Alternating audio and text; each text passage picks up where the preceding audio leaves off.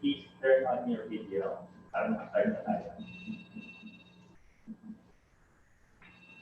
Okay. Good morning, Madam Secretary. Do you have a quorum? Good morning. Yes, Mr. Chair, we have a quorum with the attendance of the following BAC members. Attorney Mark John Palomar, Chairperson. Ms. Angelina Liose, attending via Zoom, Vice Chairperson. Attorney Diane Stepi Gilamon, Regular Member. Mr. Eric Di Maculangan, Provisional Member. Mr. Herbacio Balatbat, End User from ICTD, Provisional Member.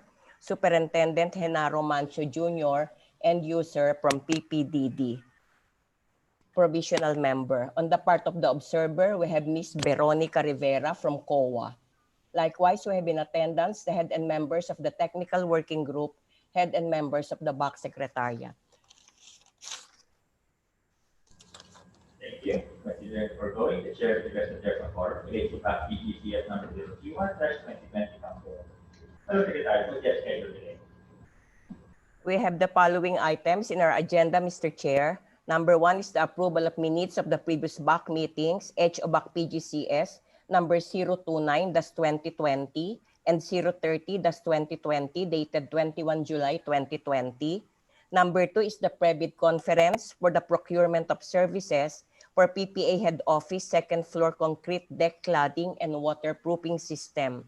Number 3 is the bid evaluation report for the supply and delivery of additional high amperage cables intended for 12 units generator sets with automatic transfer switch for PMO Mindoro.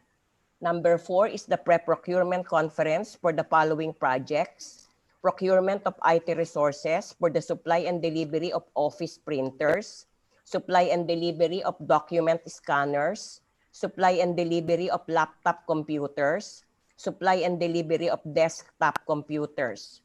Letter B is the supply, delivery, and installation of body scanning machines, phase 2. Number 3 is the supply, letter C is supply, delivery, and installation of diaper changers to port areas and buildings. Letter D is the supply and delivery of police safety equipment and tactical gear. And letter E, supply, delivery, and installation of systems, furniture, and seating package for the Human Resource Management Department. Okay. And if there was representative for item or agenda, the approval of the minutes will be discussed.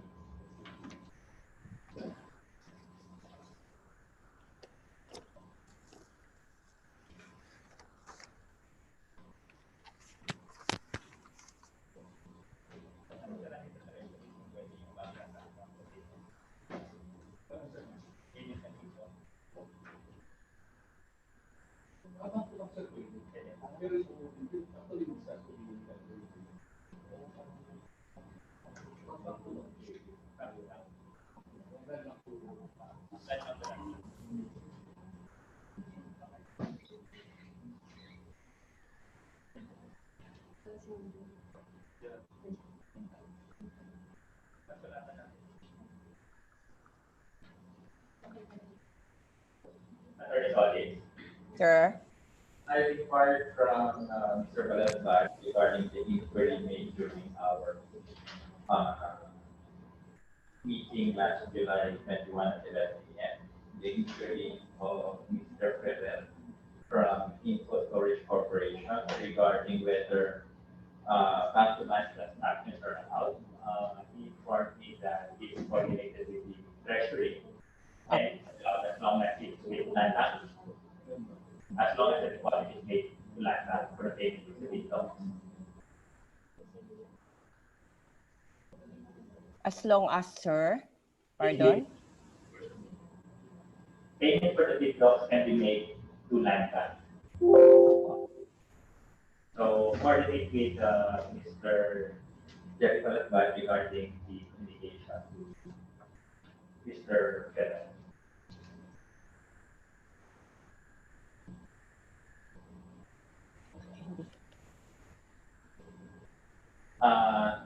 Attorney Mark, it's not clear. he inquired whether the bid docs can be paid directly to the bank.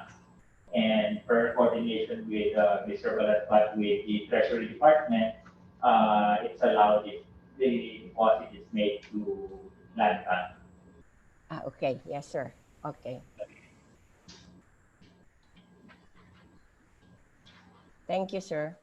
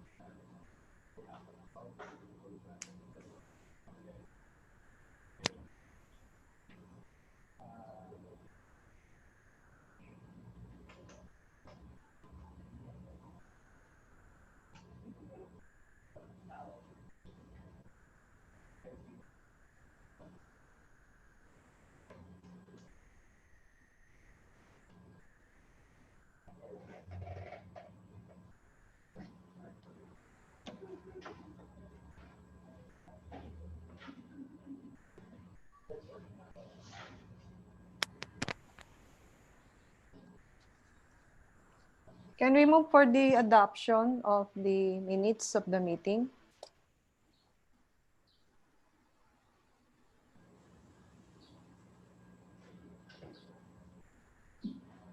Has everyone completed their reading of the minutes? Mr. Chair, can you hear me?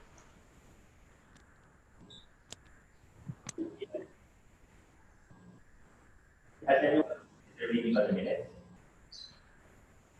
Can I move for the approval of the minutes of the previous BAC meetings? HO-BAC-PGCS number 029-030 dated 21 July 2020.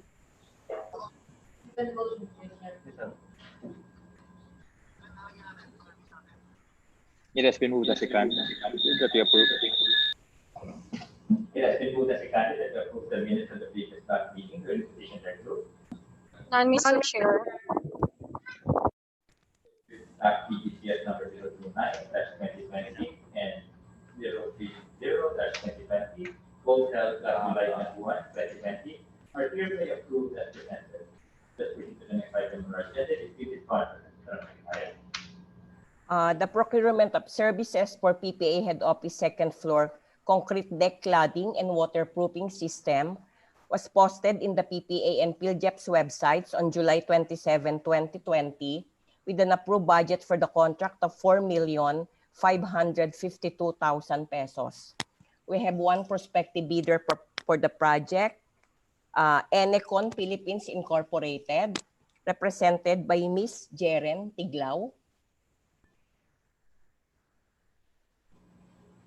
Where is the representative? Okay, can you approach the microphone? Do you have any question? Yes, sir. One question. Okay. Ayos. Sir, regarding lang po dun sa proposed ownership ng mga machine. Luma na po kasi yung mga machine namin, yung receipt po. Di po na pinatulang yun. Yung question ko po last week po, sir. Same lang.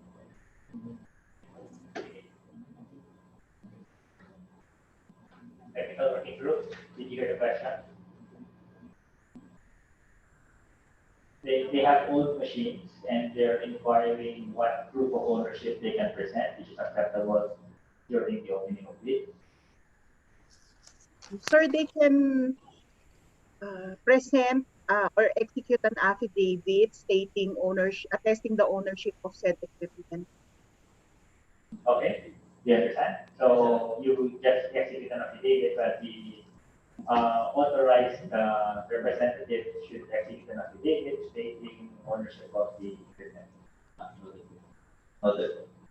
Any other question? Yes, sir. Okay, Madam Secretary. Please be reminded that the scheduled submission and opening of bids for the deck cladding is on August 11. Deadline for submission is at 9 a.m. August 11, 2020, while the opening of bids is on August 11, 2020 at 10 a.m. Thank you. That ends the visit conference. The respective bidder is now excused. They need to change the Let's proceed. Let's proceed to the next item on our agenda, the bid evaluation report. The technical working group ready to submit this report. Yes, Mr. Chair. Jen, please. Please proceed. Mr. Chair. Good morning, everyone. Can you hear me? Yes, Loud and Jen. clear. Loud and clear. Okay. Okay, thank you. For the bid evaluation report for the supply and delivery of additional high amperage cables intended for 12 units generator sets with automatic transfer switch for PMO Mindoro, BAC PGCS 179-2020. The approved budget for the contract to be bid as published or advertised is 8.5 million. The invitation to bid for the supply and delivery of additional high amperage cables intended for 12 units generator sets with automatic transfer switch for PMM Mindoro was posted on June 30 in the website of the Philippine Ports Authority, PhilJEPs, and at the conspicuous places at the PPA premises continuously for 7 calendar days. In response to the invitation to bid, Mindanao Laboratory Services secured the bid documents in the amount of 10,000 pesos. During the pre-bid conference on July 7, 2020, the BAC clarified the requirements, terms, conditions, and specifications stipulated in the bidding documents, the eligibility requirements, and the technical and financial components of the contract to be bid. Mindanao Laboratory Services submitted its technical and financial bids before the deadline of submission thereof. In the presence of the bidder's representatives, the first envelope of the bidder was opened and checked by the BAC members to determine the bidder's compliance to the technical, legal, financial, and other requirements.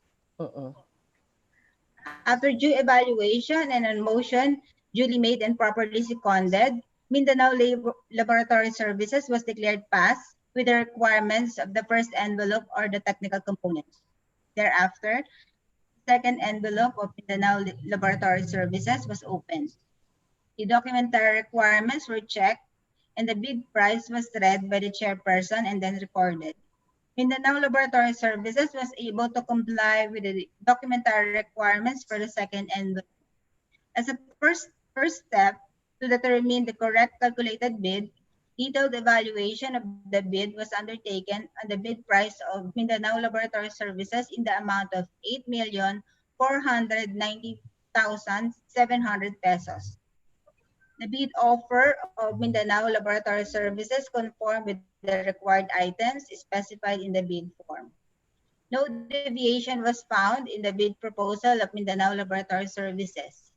The following arithmetical or computational errors were found in the bid proposal of the bidder, particularly in column 6, total CIF or CIP price per item of the form for goods offered from abroad.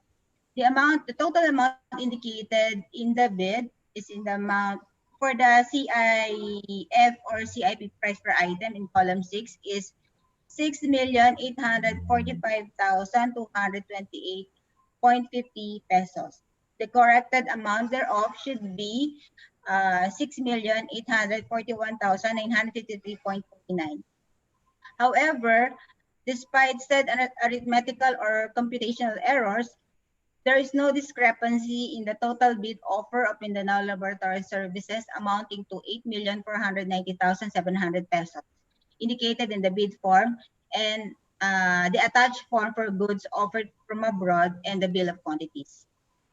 Pursuant to Rule 9, Section 32 of the 2016 Revised IRR of RA 9184, and based on the results of the bid evaluation, the Technical Working Group recommends to declare Mindanao Laboratory Services at its calculated bid price of 8,490,700 pesos as a single calculated bidder and that post-qualification be conducted on said bidder. That's all, Mr. Chair. Mr. Chair, I move for the adoption of the TWG recommendation declaring Mindanao Laboratory Services with a calculated bid price of 8,490,700 pesos as the single calculated bidder and that post-qualification be conducted on the said bidder. I second the motion, Mr. Chair. Yes, and move that the recommendation of the technical working group that contains the evaluation report for the supply and delivery of additional high amperage cables in the for 12 unit generator sets with automatic transfer switch for PMO method during station. None, Mr. Chair. There being none, Mindanao Laboratory Services has calculated bid price of 8,490,700 pesos. Is hereby declared as a single calculated bid. Technical working group hereby instructed to proceed with the post-qualification set bidder. Let's proceed to the next item on our agenda, the pre-procurement conference. Are the proponents ready to present the proposed conference? Okay. Who will be presenting? Okay, Mario, are you ready? Proceed.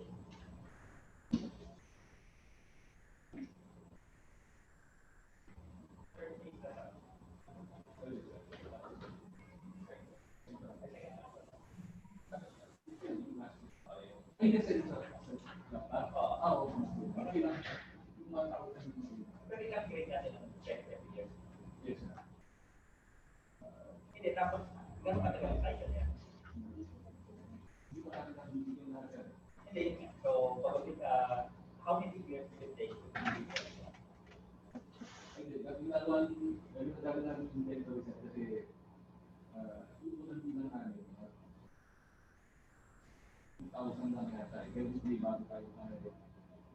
so, I think it's like 5 years. 5 years. So, this year, we start planning for yung unang delivery.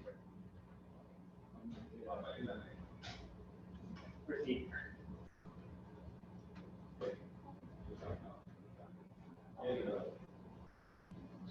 So the procurement is for IT resources for desktop, laptops, scanners, and printers. We had our meeting last year, but we were able to procure only 84 laptops, 72, 83 printers, and 50 scanners. This year, we will be procuring another set of laptops, desktops, and laser printer, inkjet printer, and scanners. The desktop computers were requested by PMO, so this will be deployed at the terminals. But it's the exception to the instruction that laptops will be procured for CDs. So in the last budget meeting, the PMOs were requesting for desktop, so we put the desktop. For terminals, kasi binilay new way yun eh. So hindi mo na. So mangyari yan, the people assigned laptops will not be assigned laptops, desktop ang sa kanila. So it's kasi between yung tao ay desktop at may laptop. I know, sir. Yes. Ang objective talaga natin, sir, yung sabi ni Janice, yes, so if you get your laptop, you surrender your desktop. That is, Okay, so the number of computers per person, give me the isa na. no. Okay. So basically, the objective is to provide the desktop or laptops to every regular employee of PPA. So this would not include hindi na magmaganda, driver, utilities, So yung mga gumagamit lang. Yeah, gumagamit lang. Hindi total inventory personnel natin magkakaroon. So yung mga clerical and yung clerical, sir, yung magkakaroon from clerical. So we have an inventory yung dati. So ayusin lang namin with ASD kasi yung isa listahan, check namin sa kasi sino talaga yung nabigyan para yung ibago ng mo. Sa modernization natin, pagbigay, how many laptops have we purchased already? Yung una, sir, 1,000, that was 3 years ago. Yung nabili natin, 2017. Tapos yung huli, that's mga 84 lang, sir. So, na-deploy na yun kasi yung work from home, nagbigay ng laptops. Pero more on Manila lang, sir, no?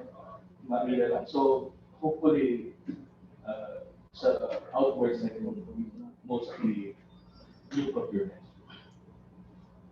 Okay, sa plan nyo regarding how many laptops are you to purchase per batch, is it by target high or budget driven?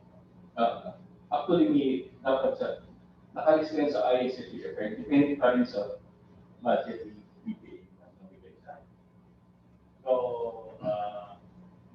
I asked this before, but I on the record. So this is the third batch of laptops, Yes, sir. and then you're projecting a cycle of 5 years. 5 years. Usually 5 years ang life cycle. So, sinasaya lang after 5 years, kaya na na natin. Nauna, sir. Okay. So the budget for laptop computers is 10 million. For desktop computers is 20 million. Laser printers with wireless and local areas. 2.1, around 100 plus units yan, sir. So nag-adjust kami ng costing. Yeah. Hindi, sir, hindi ko nabigay kasi yung actual bilang ko eh. Nung binigay ko kay Milo, wala yung quantity. So, in-estimate niya lang natin. So, ang price per unit namin sa estimate namin, yung inkjet is the same as what we procured last year, mga 19,000. Yung laser, hindi tayo nakabili last year, walang nag-bid dahil sa problema sa cartridge. Yung nabili natin marami sir last year is that meters per terminal, so pang piso ng resibo. So hindi na tayo bumili ngayon. Tapos yung scanners, 50 lang nabili last year. So we're hoping to procure mga 64. Marami request ng scanners for scan kasi digitize yung documents. So yung specs, nag-SSD na to sir, NVMe, parang hopefully ang performance parang Mac na mabilis. Yung disk yung mabilis sir, parang ano yun eh. SSD. Yung desktop and SSD na rin. So it's for the research awareness with local area, so pwede silang mag-print by wireless. Yung heat printers, the same as what we procured last year. 8 printing size kasi yung engineer minsan nag-request ng pag-print set. So, ma-accommodate natin tayo yung engineering at yung user. Tapos ito yung refillable link na lang para hindi mag-access sa cartridge. And lastly, scanner. Single feature scanner. Mas mura ito. Yung in-estimate namin mas mura ito, sir, kaysa sa last year na ito. Halos pareho mo, sir. So basically, yan. Mr. Chair, if I may, question, Jerry, can you hear me? Yung bali yung mga specs natin ngayon, pwede na ba yan considering na yung work from home at saka yung mga future IT na i-launch, mga ganon, kaya ba niya? Yung application naman natin web-based na yung mga usually. So, hindi mo na kailangan mag-store sa PC mo. Web-based, so maganda yung memory mo, maganda yung processor mo, mabilis. Ang importante lang, maganda rin ang internet. Yan, may so, I actually give for the minute. So, yung specs na deliver natin ngayon, yung specs ninyo na present ngayon is higher than what we previously purchased. Mas out sa ring processor kasi nagkamit yung BAC. So, yung kasi ang pinaka-mabagal, kumbaga, compared with all our purchases, the first purchase, yung succeeding, it goes up. So, we don't maintain the same specs. Oh, yes, sir. What is we always go, dictate sa budget, yung highest available specs sa budget na nilalaro natin. Okay. Any other question? Mr. Chair,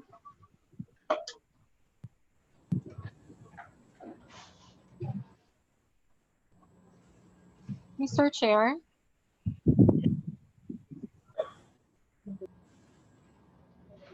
Loud and clear ka, Jo.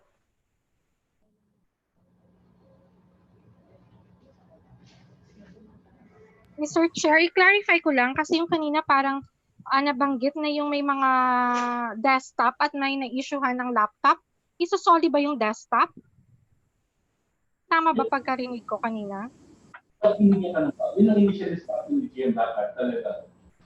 Pag hindi ka ng laptop, ma'am, ibabalik mo yung desktop mo para mag-gamit ng laptop. Yun yung initial instruction natin natin. Yung unang-unang procurement natin. Because the goal before was everyone should have a laptop. Yes. However, there are RCs who requested for desktop. So sa kanila, yung desktop ang mapalitan. They will not be assigned a laptop.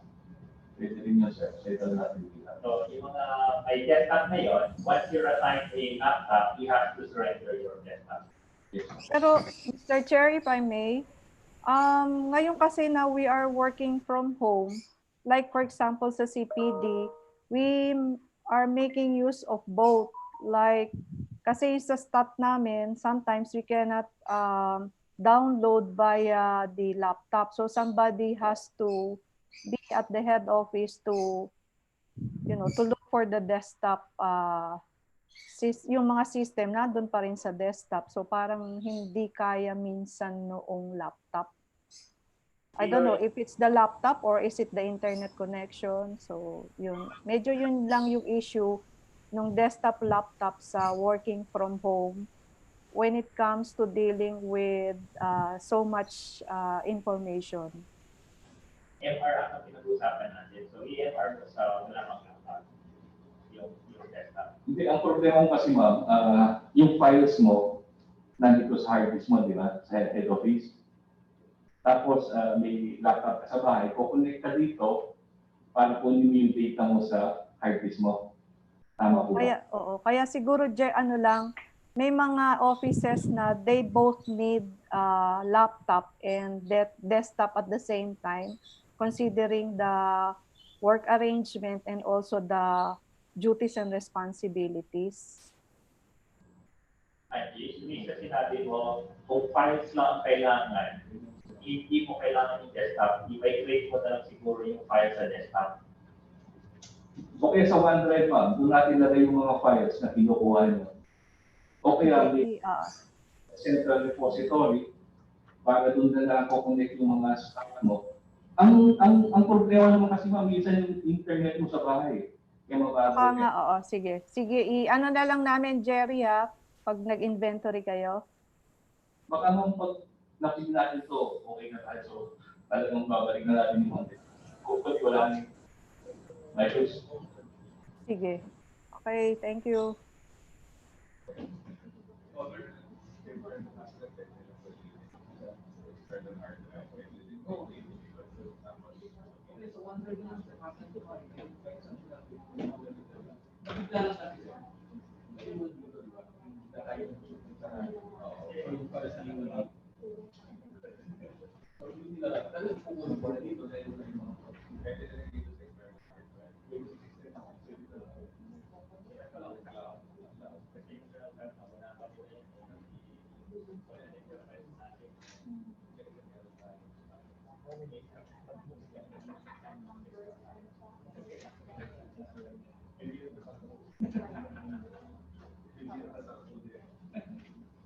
Any other questions?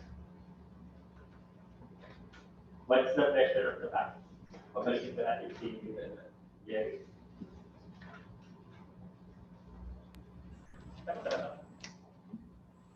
Proceed.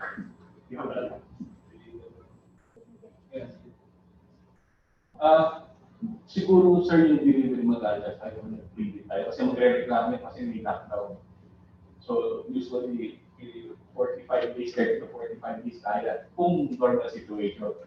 Pero pag ngayon, minsan galing sa China, ang pwede nangyari this year, sir, di ba? Nag-request sila ng extension dahil nag-problema sa delay. I-adjust na ba natin ngayon o at tayo natin mag-request? I think better siguro i-adjust na natin dun sa if we, what we deem superior, let's say kung 60 days. 60 days na international, then from after 20 na lang, kung mag-adjust pa siguro we can consider. Siguro So, 60 days. Okay yun, babaguhin nyo from 30 days gagawin yung 60 days, taking into account yung situation caused by the virus. Yes.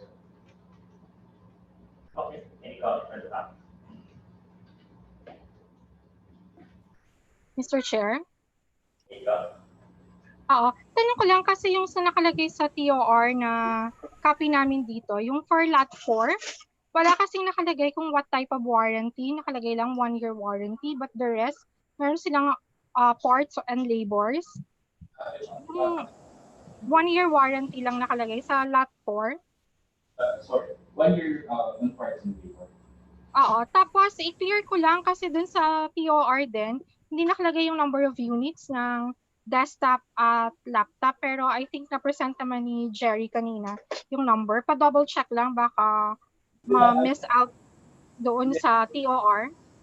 Ayos na usap na kayo ni Milo, ayusin yung quantity. May estimate na kami ng per unit cost, so mag-adjust na lang kami sa quantity ma'am. Okay. Thank you. Ayun lang, Mr. Chair. Okay, proceed.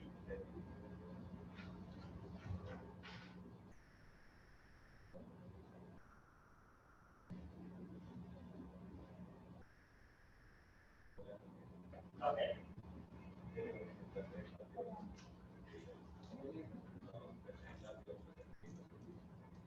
So, that ends our payment na lang yun. Okay, so payment sa dulo. Full payment shall be made upon full delivery. Okay. So, natin may extra cartridge pa rin po sa tinagay mo.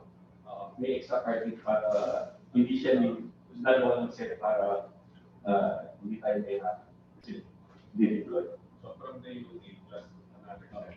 Aside from naka-install sa unit siya, another. Ito ginawa natin last week. Okay.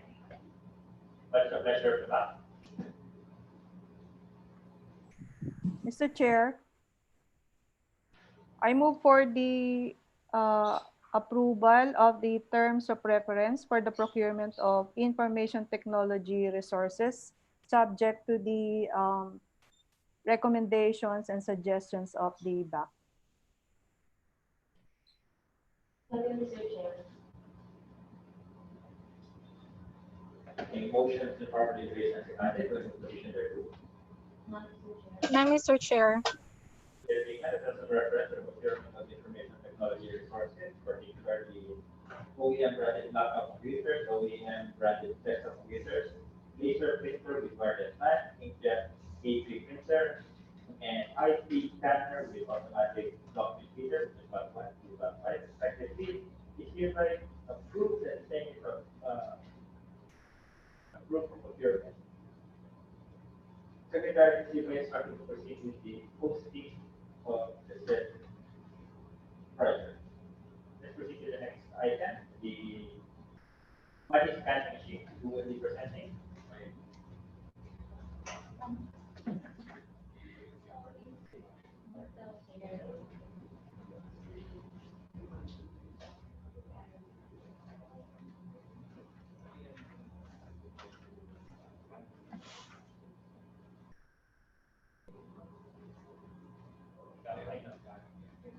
Okay, I proceed.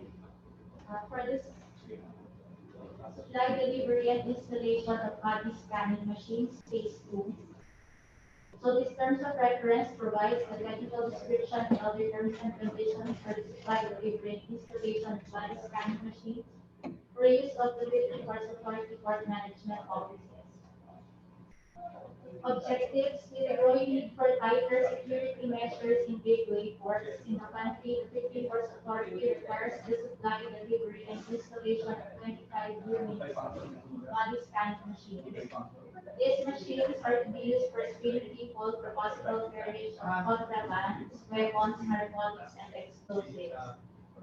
We aim to secure units of body screening machines as body screening equipment that can be transferred from one location to another as the need arises. The units shall be able to screen individuals and detect metallic and non-metallic objects concealed under clothing.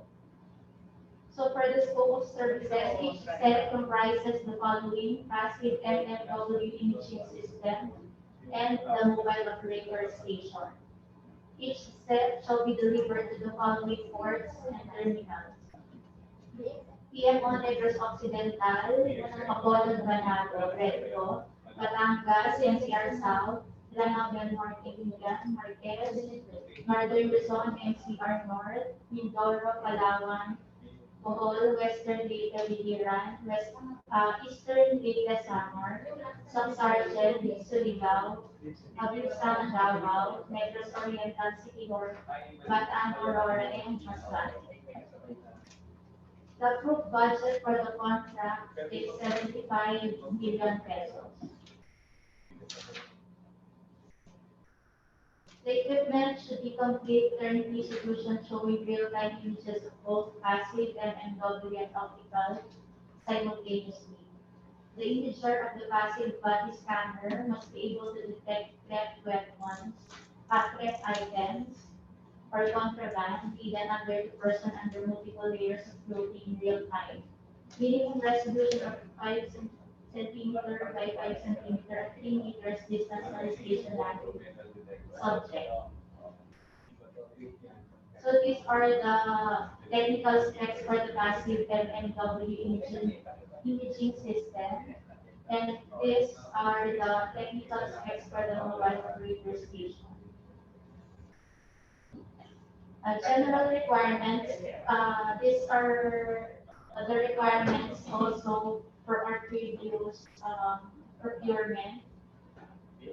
So mobility, virtual detection, mass screening, power source, safety and privacy, other nuisance, operator assistance, and live stream capability. For the deliverables and payment,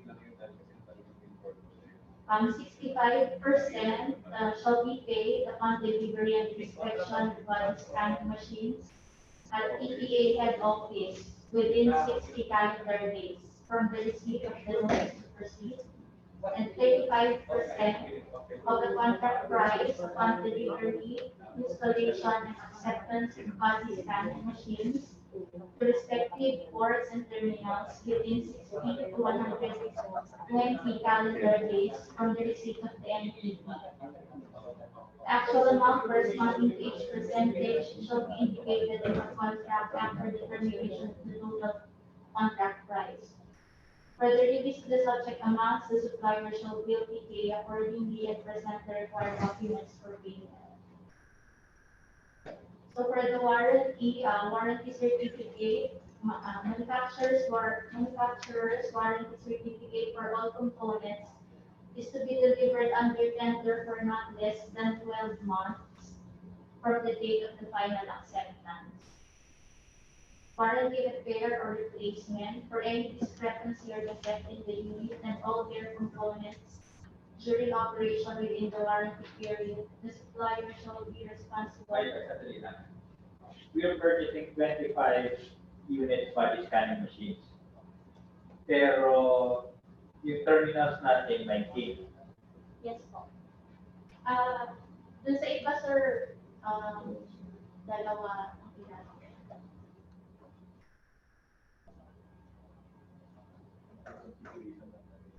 Which ones yung dalawa?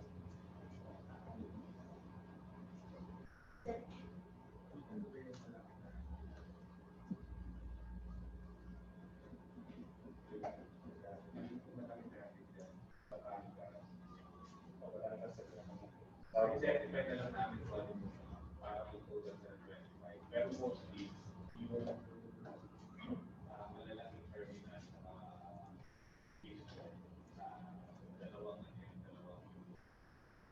Okay, so the larger base port will be receiving more than one. Okay. So, clarify nyo na siguro kasi hindi clear dito yung Para lang mag-match doon sa 25. Okay, so we previously purchased body scanning machines. Nag-verify ba natin ang ginagamit natin? Based on the report from the submitted by the PMO, sir, for investigation on our operational. Ilan yung meron tayo? 25. So this is the second 25. Ilan na lang? Mr. Chair, Yes. I may, medyo mahina lang kasi. So yung phase 1, how many have we procured already, and have we been utilizing those numbers from phase 1 efficiently, meaning may mga reports na ba, nakakapag provide na ba siya ng security measures as far as the objective is concerned?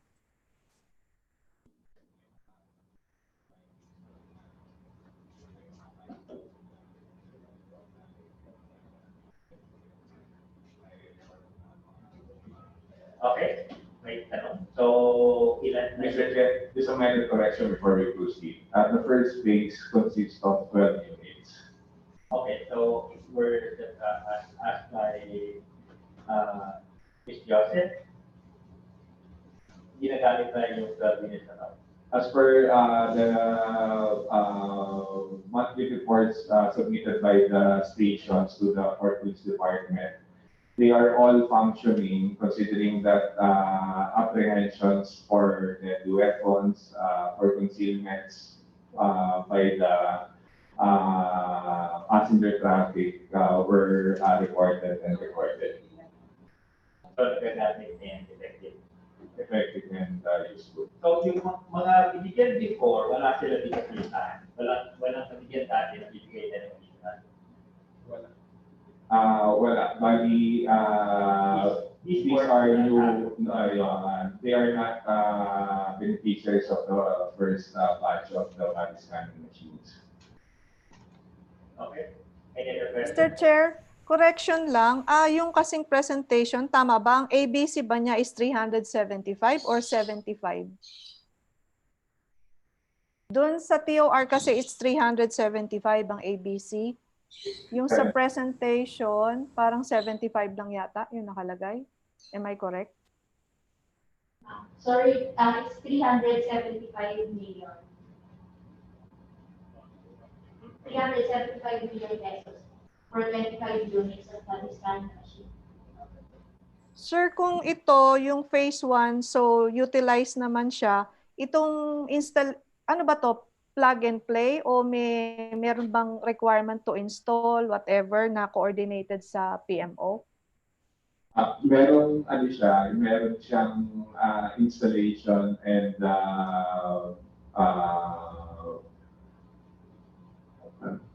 parang training. So sir, parang once na delivered siya, readily available na po yung PMO to accept and install the equipment? Yes, considering that they are mostly to be installed on the entrance and entrance points of the facilities. Tapos under Port Police din to, sir?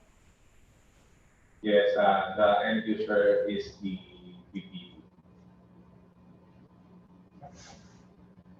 Mr. Chair? Yeah. Oo, tanong ko lang, saan i-install to? Sa PTB or sa office? Ng PMOs? Also the entry points for the NOs and terminals listed on the terms of reference. Yan yung sa mga, kasi yung mga incoming passengers, yun yung subject natin for detection. Oo, kasi kasama pa dito yung NCR North and South and under na to ng ng terminal operator. Bakit tayo ang mag-procure for them?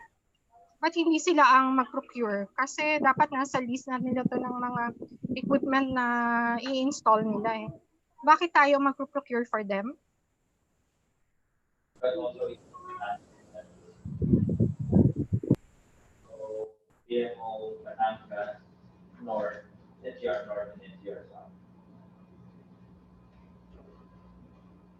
Dapat nasa, tingin ko lang dapat nasa terminal operators, not for PPA. Tapos clear ko lang kasi sa Bataan, konti lang ang passengers dyan. Pero ilan ang ilalagay doon? Kapinpin lang yata ang meron dyan. Kasi mostly private ports dyan eh. Check kung ilan yung naka-schedule for PMO na. Tsaka wala na po ba yung list sa dati nating binigyan na PMOs? Or naka-list pa rin sila dito? Kasi marami pa rin to eh. Wala na, So, wala. So yung 12 is which were considered as the first phase, wala dito sa listahan na to.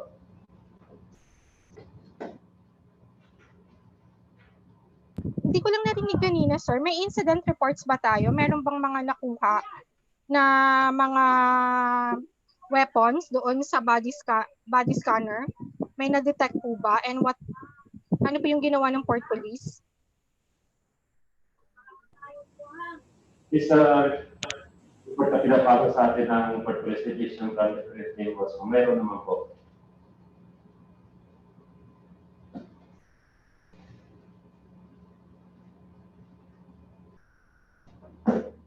Okay, any other question? Mr. Chair, itong yung meron ba to yung parang safety for yung radiation, parang ganon? Wala ba tong issue sa radiation?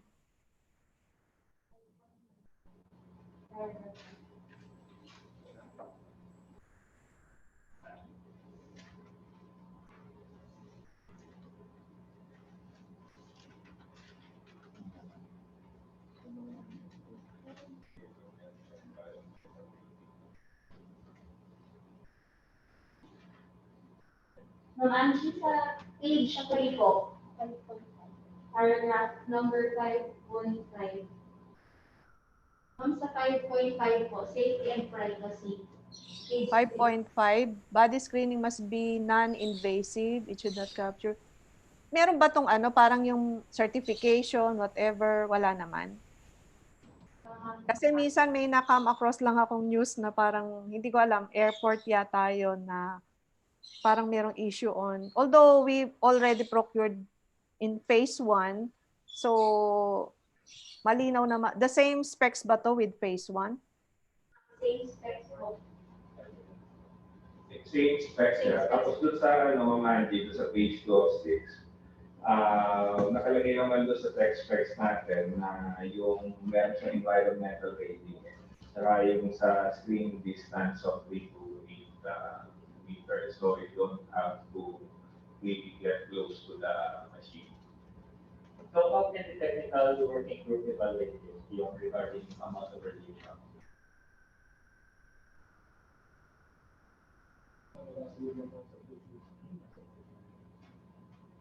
Kasi malamang sa sure may number yun. Dito wala may number. Ano yung number na kailangan less doon?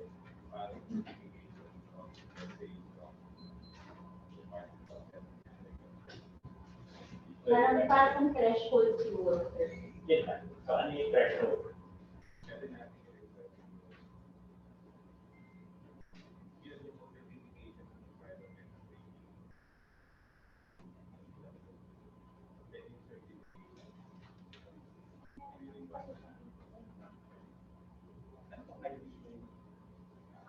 Sir, meron siya dun sa other requirements, 8.1.3, certification by an accredited international organization concerning the radiation safety of the equipment. Okay. Proceed.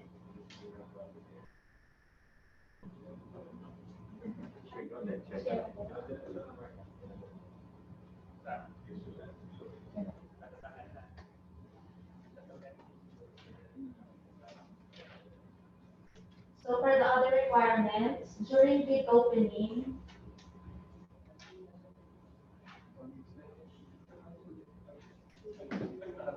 brochures of the passive MFW imaging system, mobile operator system must be submitted.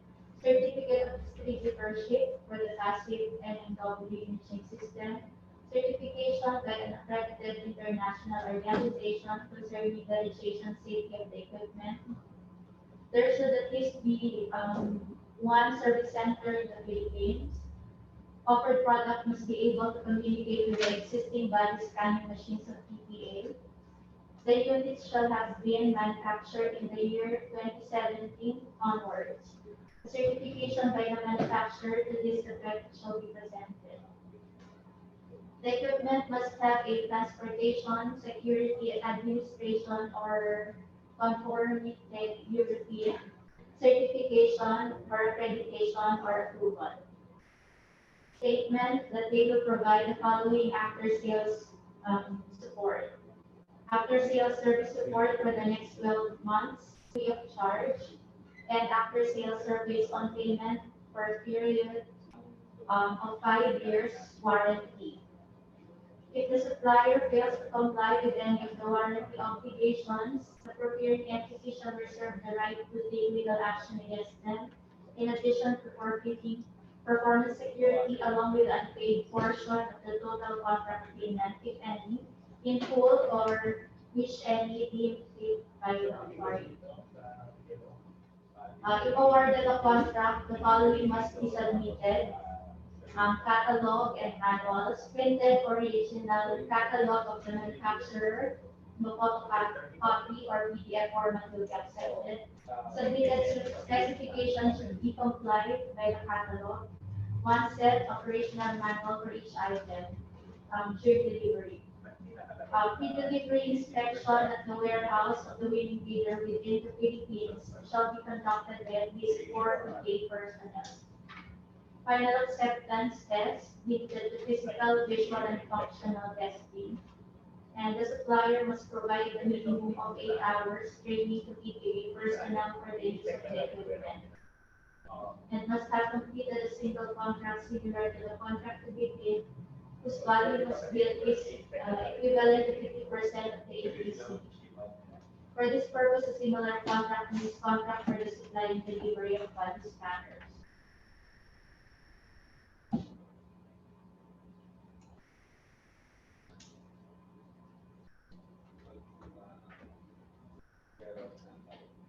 Saan ba ilalagay mga ito sa PMO? Kakabit na lang X-ray.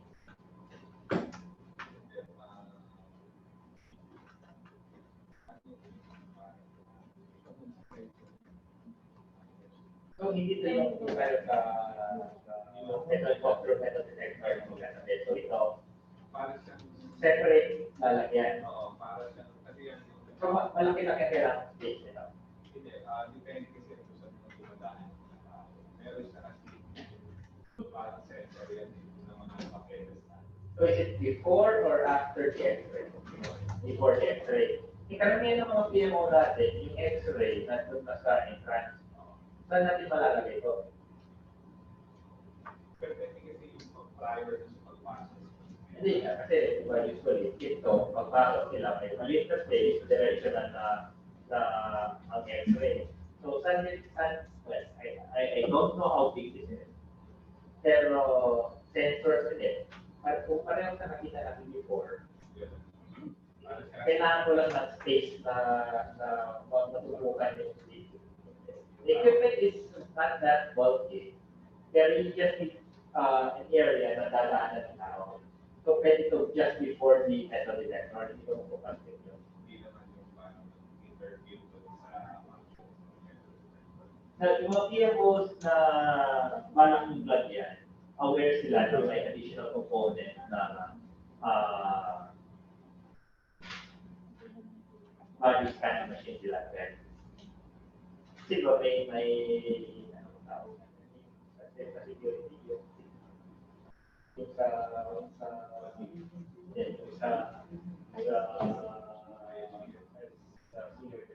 security plan. Kasama security plan itong paglalagay ng body scanning machine. Hindi kasama sa security plan. So, and i-revise yung security plans na mga magkakaroon. Hindi na pwede ilagay na kasama sa security plan yung pagwala kayo yung body scanning machine. So, yan yung mga security plan. Okay.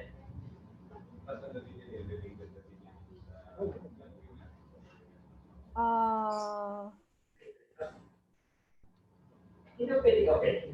We have X-ray operators, we have body scanning machine. Hindi ba pwede unified?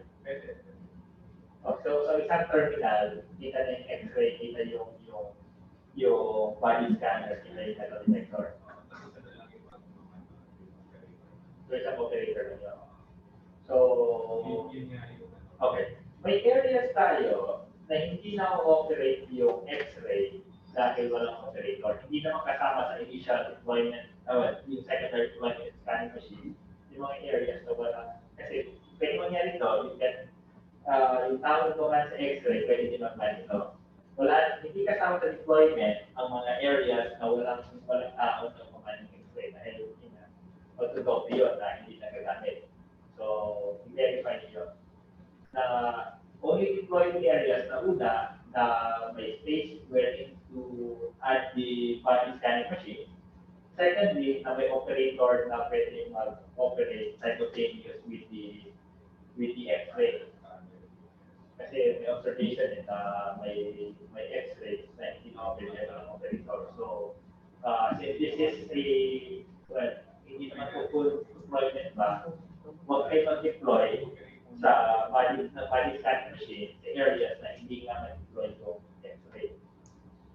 So, you need to revisit your list kasi pinapacheck naman din because this is 19 and then there are 25. Also, you have 3 ports here na may operator na dapat sila yung purchase. So, dapat basically, yung not more on the specs but on the deployment of comment. Okay. Tapos, while you're doing that, can you check, can you verify na up and operational yung initial 12 na deploy natin? and kung saan nyo na-deploy yun. Second, sir. Okay. Yes, Mr. Chair, would that mean that before we approve for the procurement of this phase 2 equipment, we have to be given information first as to the deployment, who will operate, and if the PMOs that this equipment will be deployed are ready to accept and to install the equipment? Yes, in pieces the back, we had required them to come back to us and present the deployment schedule and the deployment schedule of the 25, and to verify that there is space to place the equipment, that there will be an operator, and the status of the initial 12 body scanning machines before we approve for procurement. So there will be a second presentation for this purpose, Mr. Chair. A limited presentation for the additional data if it reaches the back. Yes, we need to be provided and be updated with that first, Mr. Chair. And also, do we already have a CAF for this procurement? Actually, ma'am, na-request na namin sa controllership department. Hindi pa lang nila na-issue, pero we already requested with the CAF. Okay, but hindi lang kasi po-post na to. So, yung CAF nila, yung ID. Na-request na rin. Okay, so no posting until makuha yung CAF na. Kaya pa ng sekretarya. so while they're waiting for the approval of the CAF, then they will be also working on the additional information that we are requiring, Mr. Chair. Kaya pa naman tayo mga iba natin yung applications na nire-request natin. So we can be assured na ready PMO ay maayos ang planning and deployment ng planning channel. So we'll put them where, it should be placed where they can be used and where they are needed. Okay.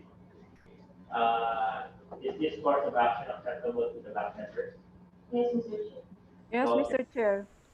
Okay, we will defer with approval of this project, the submission of the presentation of the data requested. Thank you, Mr. Chair. Okay, super. Okay. Let's go to the next. Okay, clarify na. So we have no other questions regarding the technical specs, delivery date, etc. Deployment lang kailangan i-present during the next presentation. Okay. Because I will provide all the PMOs to submit their justification kung kung kailangan nila. O kung saan nila ilalagay. Kasi kung meron ba sa operators. Kasi hanggang sa ngayon, mag-intay pa rin sa sila ng mga operators natin. Okay, kasi ngayon, nagamit yung card. Okay, wala silang tao kumaman. Wala silang tao kumaman ng X-ray, tapos nalagyan natin ng body scanning machine na wala din kumaman. So, kung may as explained by Mr. Makulangan, pwede yung operator ng X-ray mag-operate dito. So, dapat yung areas na mali-deploy dito, may tao na mag-operate ng X-ray. Hindi yung tao wala ng X-ray, tapos nalagyan natin ng body scanning machine. Dalawang machine na yun ang ginagawa natin. Okay. And also verify the inclusion of the handlers in NCR North and NCR South. Okay? Okay, sir. Sige. Let's proceed to the next. Diaper changers. Eric, how are you doing?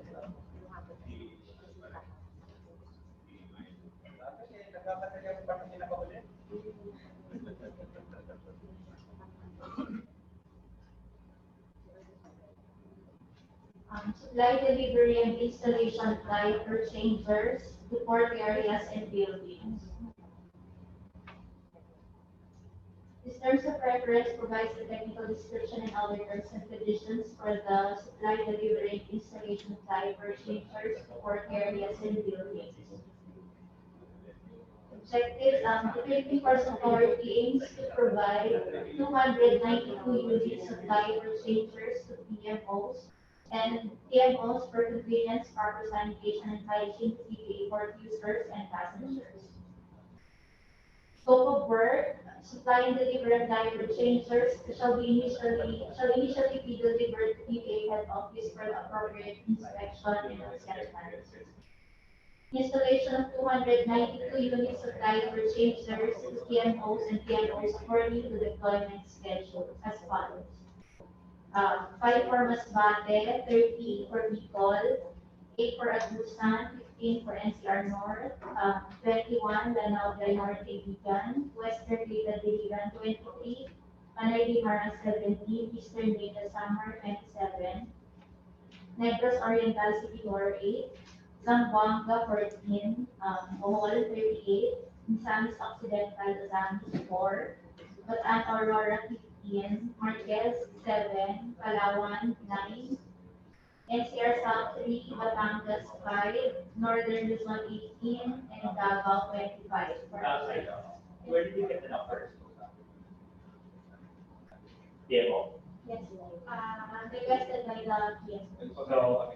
So aware sila nito. So sila ang nag-request nito, alam nila kung saan paglalagay nito. Yes, Mr. Chair, sila yung This is consolidation. we do the memo with regards to the deployment schedule. So sila yung nagbigay kung ilan. Kasi they are the ones who can identify how many comfort rooms, restrooms that they need to install as diaper changers. Okay. Mr. Chair?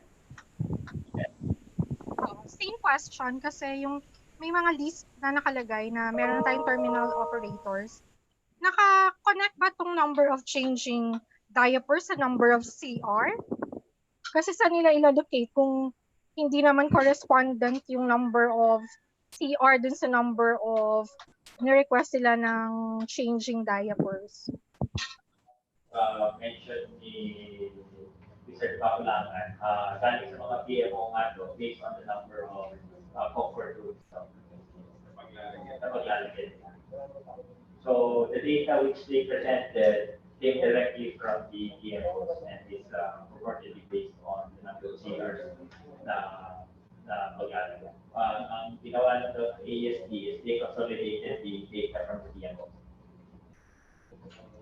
Can we inquire also, kasi yung sa PMOs nga na meron ng mga terminal operators, dapat pa ba silang isama unless sa PMO mismo ilalagay yung yung diaper changing area na yun, I mean yung facility na yun.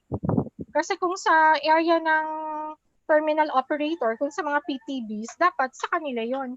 Hindi na natin sagot yun.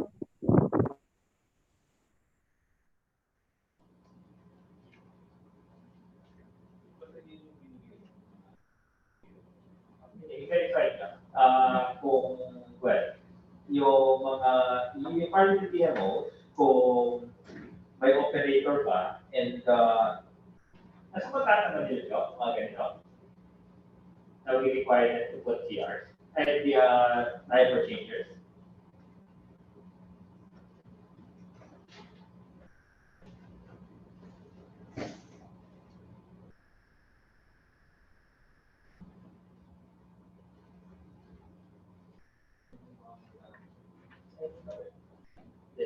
Security, kahit yung operator natin yun. Pero itong yung driver.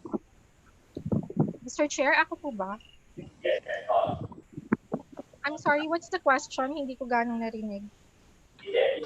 Kung may operator ba, pwede ba natin i-require ng maglagay? Mr. Chair, kasi sa pa yan, sa GAD pa yan eh. GAD requirement pa yan na dapat meron silang area for changing diapers.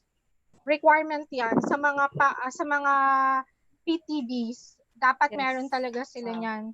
So, isa yan sa mga tinitingnan is gender kasi sa POSD yung list na dapat compliant yung mga terminal, PTB operators na meron sila dapat ganyan. Kaya nagtataka ako bakit we are requiring more number of changing diapers wherein kasama dapat yon sa kanilang contract noon. So hindi ba sila nag-provide before?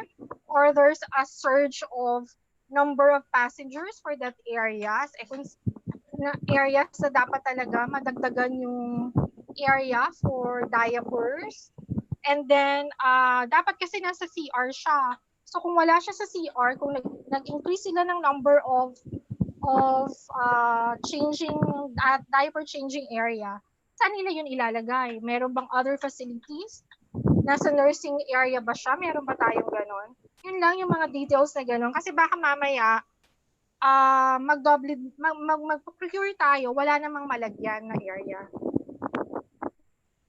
Based sa sinabi ng ASD, the data nito is ito hindi nila ma-PMO. Pero dapat i-verify na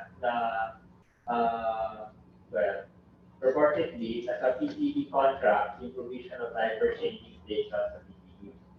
So, kung gano'n, yung may mga operator, dapat yung mga PMO, si-require nila yung mga PMO na maglagay ng diaper changers, and hindi tayo pipili nun. So, siguro, ASD, you need to verify the numbers and to verify kung dapat sa atin kayo or dapat kausapin nila yung operator para maglagay. Mr. Chair, if I may, considering that it is a part of the contract, so namo-monitor ba yon na, for example, I don't know, PMO or POSD monitoring if these contractors or PTB operators are complying with this specific provision? Kasi we have to clarify now because we have been procuring so many, baka yun yung laging issue natin na ito kay operator, ito hindi dapat kay PPA. So we will always go back to defer our procurement. Dapat siguro ikutin ng Vice Chair ng GAD. Dapat ikutin ng Vice Chair ng GAD committee. Hindi, pero kasi as part of the I agree, contract, Mr. Chair. Hindi, ako I have no okay sa akin itong diaper changing because actually PCW GAD is already asking why we are not spending much for GAD.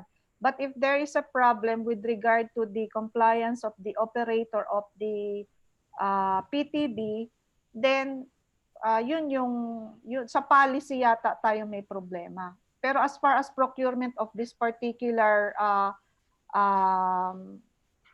yung installation na to, I have no, wala akong comment. In fact, I am for this one. It's just that who will be the one procuring. Okay, number one, we just asked the requirements from the PMOs, from the end users. So we just consolidated the numbers. So ang gagawin na lang siguro na, we'll just get clarification from them kung ano yung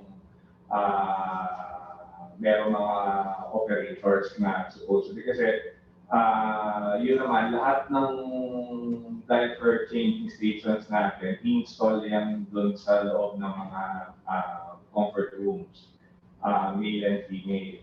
So kung halimbawang wala silang facilities, but since sila nga nagbigay ng numbers nga, so definitely doon ilalagay yan sa loob ng mga comfort room. So we'll just get clarification na lang kung ito ba dapat ang magpo-provide yung operator o PTA para lang ma-finalize namin yung numbers. At the same time, sino pa nag-audit ng mga compliances niya, Mark?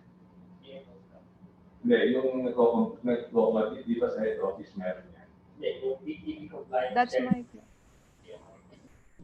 Oh, yun. So hindi, kasi baka naman kasi yung ginagay dito, hindi para sa PTB, pero para sa building natin, sa operations building. So, kaya i-verify yan kung saan sila kailangan doon. Kung sa PTB, operator ka yan.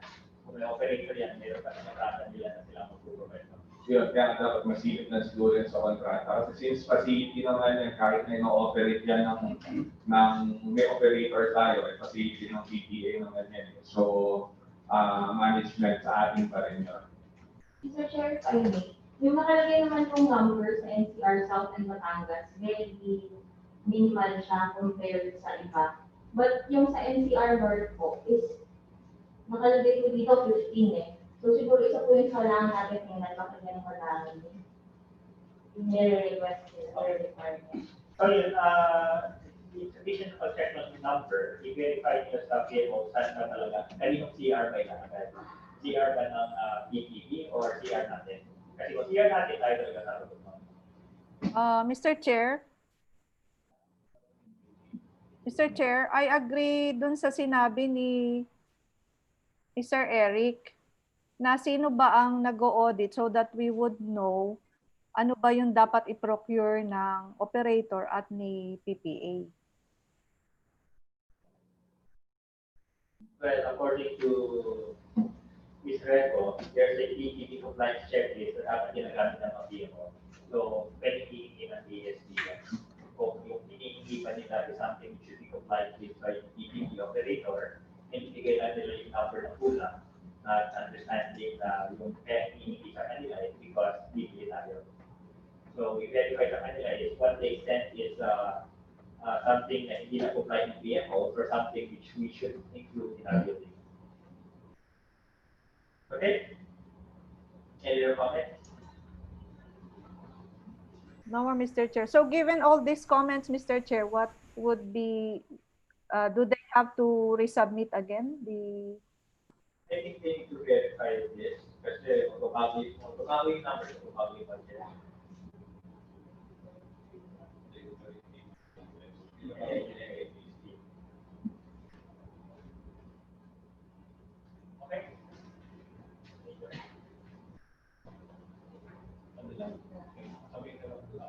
Okay. So they'll present the data together with the data for the Port Police Department scanning. Okay, Mr. Chair. I will refer this resulting approving this project until they present the data. Okay, on to the next. Police safety equipment and practical care.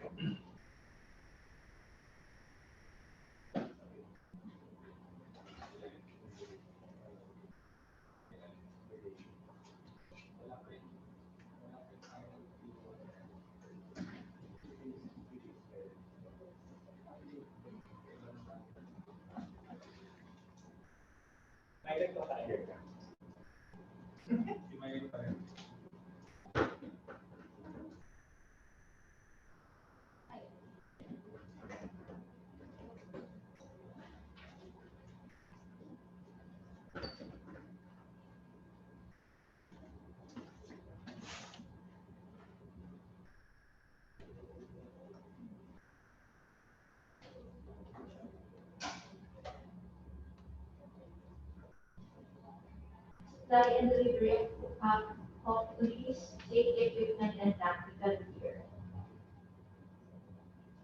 So for the objectives, the Philippine Ports Authority seeks to procure the supply and delivery of police safety equipment and tactical gear to ensure the safety and security of our police personnel. Scope of work, one lot comprises the following components: ballistic shield, close protection vest, gas helmet, comfort cap with BPA logo, protective eyewear, clear handcuffs, expandable baton, and war belt. The above-mentioned components shall be delivered to BPA head office and distributed to the port police personnel of all stations in the 25 PMOs and terminal management offices. Approved budget for the contract is 14 million pesos. For the technical specifications, this is the ballistic shield. We are requiring 25 pieces of this item. Close protection vest, 355 pieces. Fast helmet, 355 pieces. Comfort cap with embroidery of PPA logo, 355 pieces. Protective eyewear, clear 355 pieces. Handcuffs, 355 pieces. Sorry, 355 pieces. Expandable baton, 355 pieces. War belt, 355 pieces. So for the delivery to PPA head office must be within 120 calendar days from the receipt of notice to proceed. PPA will transport the police state equipment and tactical gear to their respective CFOs. 1-year warranty of manufacturer defects from the date of receipt of the acceptance. Winning bidders will provide free labor and replacement of parts within the said warranty period. Within the warranty period, the supplier shall within 72 hours from notice replace or repair the defective goods or parts thereof at no cost to PPA. Full payment will be made after proper delivery, inspection, and acceptance of police safety equipment and tactical gear. Certificate of completion shall be provided by the procuring entity or end user for purposes of payment. Further requirements, a manual or brochure shall be included for each item delivered. For the SLCC, must have completed a single contract similar to the contract to be bid whose volume is equivalent to 50% of the APC. For this purpose, a similar contract means contract for the procurement or supply and delivery of police safety equipment.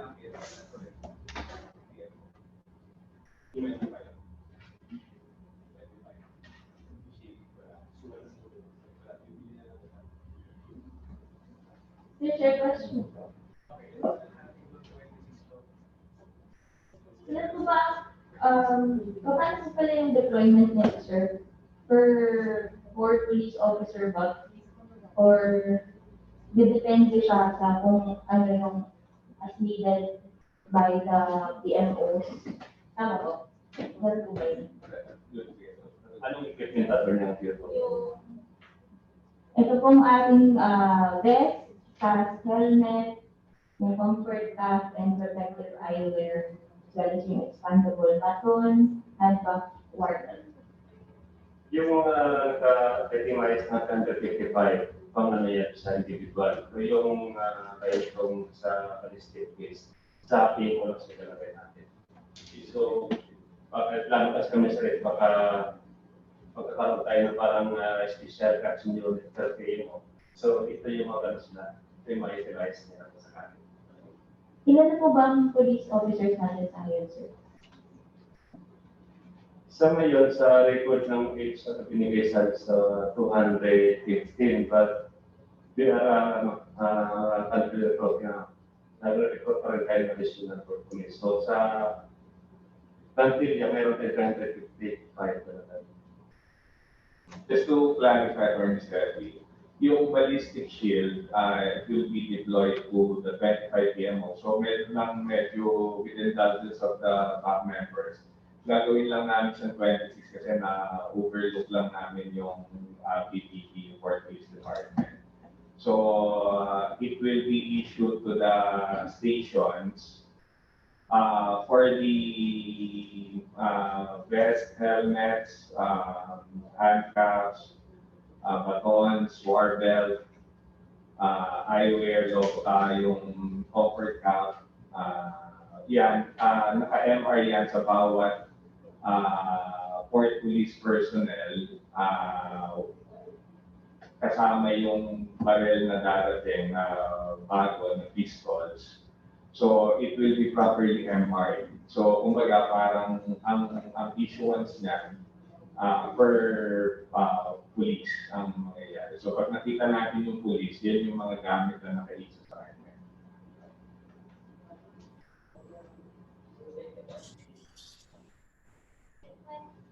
Yung fast helmet, the sizes are medium, large, and extra large.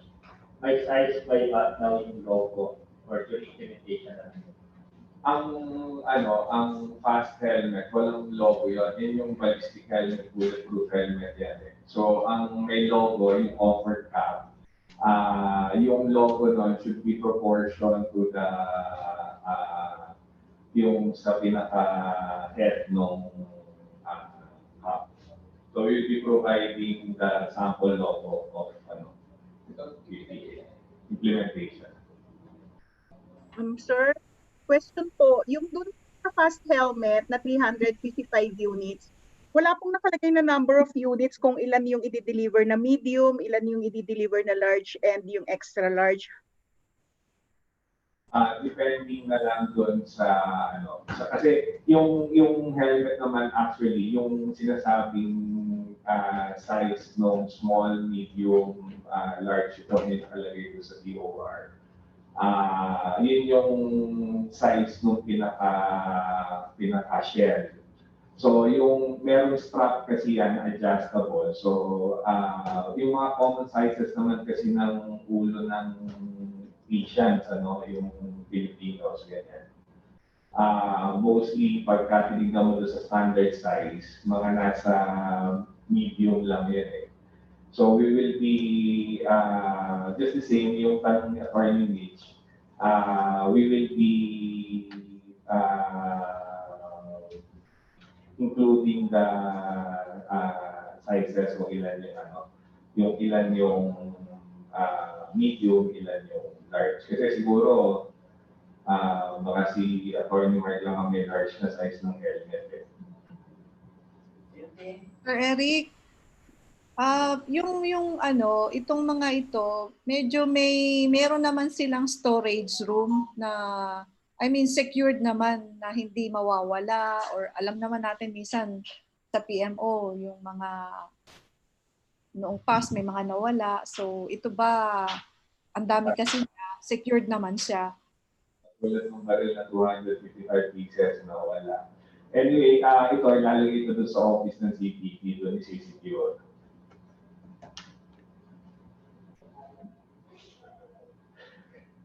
Narinig mo ako, Ma'am Angie? Yes, sir. So sa PMO, sir, meron na, kasi tayo dito sa head office, I know na meron tayong storage na pinagawa yata sa Port Police. So yung Port Police ba sa PMO, secured naman yung whatever na ipoprocure natin as far as, kasi medyo security equipment ito eh. So we have to secure it really. Bali, yung dito, number one, meron yung bagong ating Port Police headquarters. Meron siyang armory na ball type siya. So, nandun nakalagay yung mga barel, lahat ng equipment when it comes to tactical and security equipment.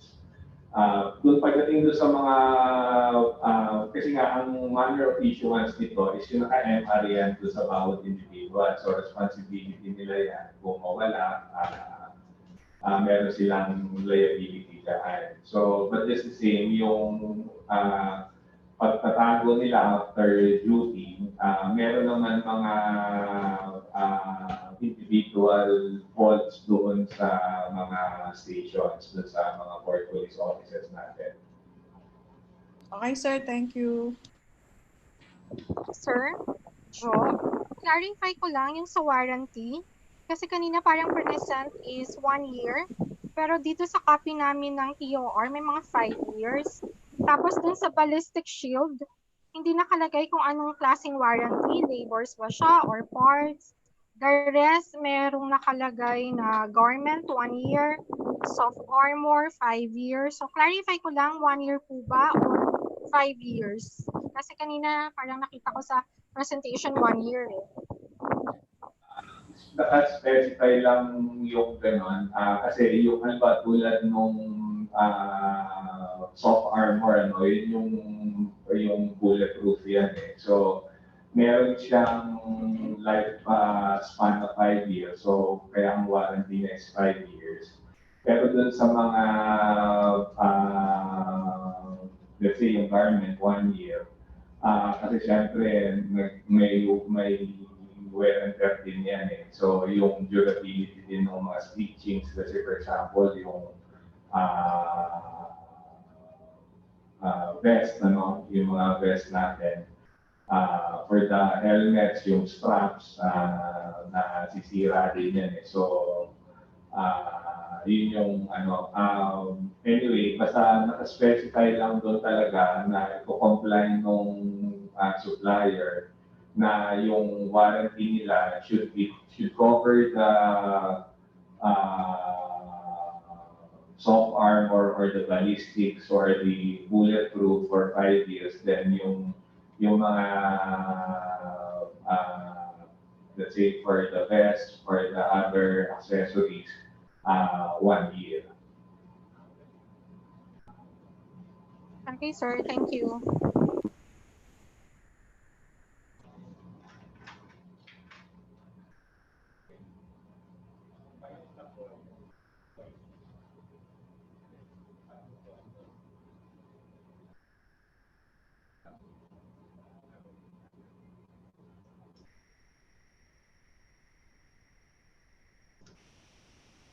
Okay, any other questions?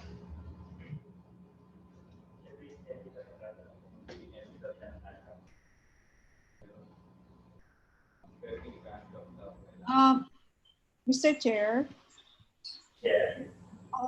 I'm not sure kung hinahanap, kasi before, di ba, before we arrive with the costing, merong silang hinahanap dati na so many numbers of canvas and then average of it.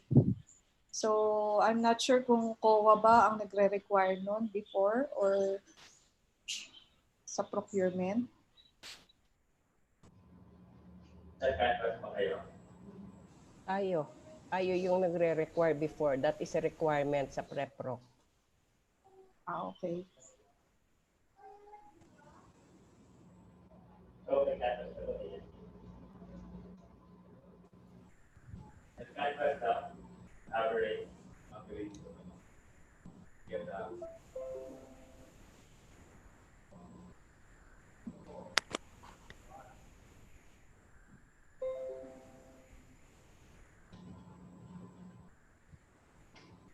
I think yun yung agree natin noon that there should be an average parang market study before we come up with the final costing for all the equipment or supplies, deliveries for procurement during pre-proc.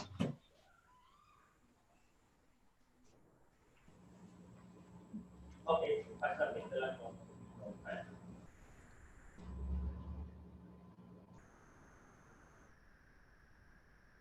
Anything else?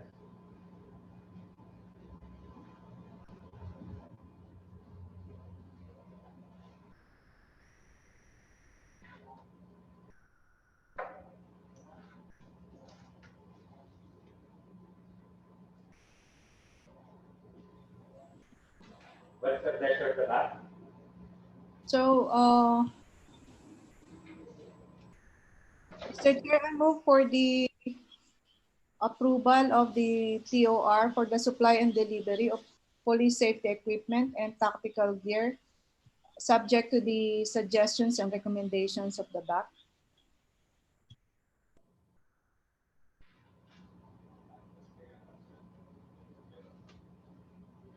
Do I hear a Second, second? Mr. Chair.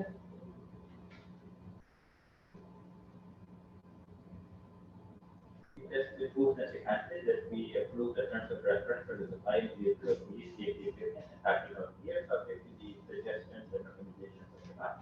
Do I hear any position there? None, Mr. Chair. There being none, the motion is carried and the same is approved for procurement. Secretary may start with proceeds in preparation of the obligation and notices of the project for the system. Okay, on to the next. The most important procurement project. No. I object, Mr. Chair. I object. I also object. I That's object, Mr. Chair, from the very start. To begin with, nasa bahay kayo. Okay. Di ba work from home na? This is the first time I will be seeing this. Okay, present. Incidentally, background. Binago na naman yung Style of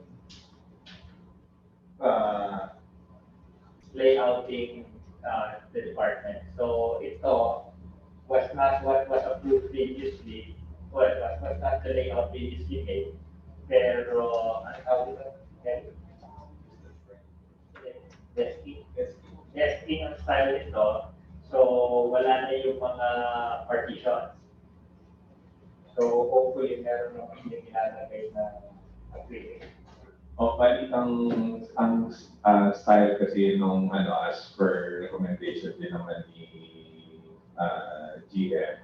Hindi ito yung traditional na may mga modular partition. So, desking siya, but still, meron siyang mga divisions per area. Let's say for employee 1, 2, 3 onwards. So, may mga partitioning din siya na mabababa lang. Parang mga almost 1 foot. So, well, HR graciously volunteered to be the first one na ganitong layout. So, para mga RCs kung anong itsura. So, I will present. Attorney Mark, Mr. Chair, so ibig sabihin ito, meron na tong yung provision for social distancing, ganon. Hindi, yun. And the placement of acrylic. So, mas open to, pero with the type of pandemic, may mga harang to. Pero, this is actually, dapat kasama din yan, wala nang ceiling, pero masyado daw maingay. So, binalik na may ceiling yan. So, para makita ng mga RCs, ano yung visual na nakikita na sa layouting ng PCA, ikagawin sa isa, and then, mag-opt-in yung mga RCs kung gusto nila ganun style. So, ayun. For the supply, delivery, and installation of systems, furniture, and seating package for the Human Resource Management Department. The PPA aims to procure systems, furniture, and seating package for the Human Resource Management Department to ensure the comfort and convenience of its officers and staff. For the scope of work, supply, delivery, and installation of modular panel workstations, desktop, mobile pedestal drawer, back cabinet, staff chairs, executive chairs, visitors and meeting room chairs. Those items will be deployed to the HRMD manager, some meeting rooms, division manager, section chief, secretary, and staff. The approved budget for the contract is 3 million pesos. Technical specifications, there will be 4 dual-sided bench workstation cluster of 8, 1 single-sided bench workstation cluster of 4, 1 single panel workstation for the secretary, 1 single panel workstation for the section chief, dual-sided panel workstation cluster of 2, dual-sided panel workstation cluster of 3, L-shaped bench table for the division managers, conference table 10-seater, oval-shaped table for the department manager, 47 units of staff chairs, 9 units of executive chairs, 15 visitor and meeting room chairs, and 45 mobile pedestal drawers. Delivery and installation must be within 30 to 60 calendar days from the receipt of the notice to proceed. For the warranty, the system's furniture and office chairs shall be covered by warranty on all parts, components, and after-sales service for a period of 1 year after the acceptance by PPA. Defective units shall be repaired or replaced within 72 hours from receipt of notice or report at no cost to PPA. Payments, 65% upon delivery and inspection of items, and 35% upon complete installation and acceptance of end user. Okay. So equipment lang to, ang magsiset up nito, ASD. Bali yung systems furnitures will be installed by the wind supplier. Ngayon, yung sa other architectural works, for example, replacement ng vinyl, acoustic boards, tapos yung minor painting, by admin na yun, yung ASD na yun. Mr. Chair, if I may. Sir Eric, meron po bang list of priorities? Actually, lahat naman priorities. So, ang nangyayari lang kasi yun nga, tulad nung, for example, yung back office kailangan ng mga staff chairs, tapos yung executive chair. So, small value lang yon sa kumukuha lang kami ng mga canvases and proposals para lang ma-comply natin yung documentary requirement. Tapos, ganoon din yun sa, for example, for police, ganoon din. So, baka lang na-miss out namin doon sa listahan ng ESD kung alin pa yung offices. So, but just the same lang, for example, sa CPD, ng Angie, kung papalitan lang naman is talaga yung mga upuan ninyo. So, I guess it will cost not more than 1 million. So, small value pa rin. So, we can also include that on our priority. Sir Eric, titingnan muna namin yung model ng HR. Okay, sa model ng HR, ang HR kasi, pag ginawa yun na yung suggestion ni GM na desking type of workstation. So, yan, parang ganito, katulad ng pero may mga, lang dyan, parang hindi nakikita at nagtatago dun sa mga modular partitions yung mga natutulog. Okay, sir. Thank you. Pero don't worry, Ma'am Angie. Lahat yun, kasi when I assumed the position as acting manager of the ESD, so hindi naman hindi ako masyadong familiar during the previous budget hearing. So hindi ko masyadong na-track down yung mga priorities when it comes to replacement of furniture. So, but rest assured na hopefully matapos natin ngayon. Kasi ang lead time yung mga ganyan, di ba, yung upuan, 60 days din eh. So, ang sa akin lang din is we issue the PO, so para tumatakbo na rin siya while waiting for the time for the items to be delivered. Okay, sir. Thank you. Eric, Jo. Sir, remind ko lang, dun sa budget hearing natin last year, sabi ni GM kasama ang CSD for the reconfiguration ng room. Baka lang maunahan kami ni Attorney Mark doon sa ISAS na room. Naunahan na tayo. Hindi pa kayo isa. Oo nga po eh. Kailangan po muna namin malaman kung saan kami lilipat. Pag-awayin natin pag umalis na sila.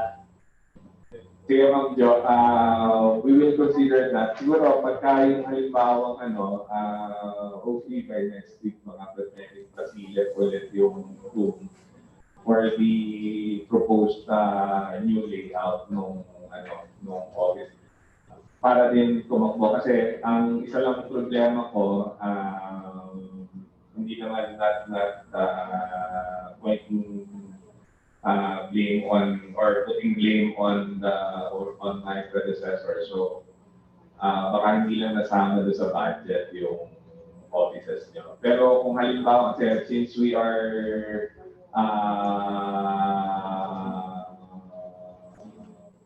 acceptable naman din yung sa amendment. So, I guess we can always consider. Sir, ganun din daw po sa POSD, may chat si Jen, na-approve din daw po dun sa budget hearing noon kay GM. siguro na kung di ako nagkakamali, panahon pa naman kung na-approve yun. Yun lang. So yeah, we will look into it para maano natin, masama natin. Basta best effort, ang sa akin lang din is ma-process natin this year and hopefully God willing by before end of the year masimulan na and matapos first quarter of next year. Thank you, sir.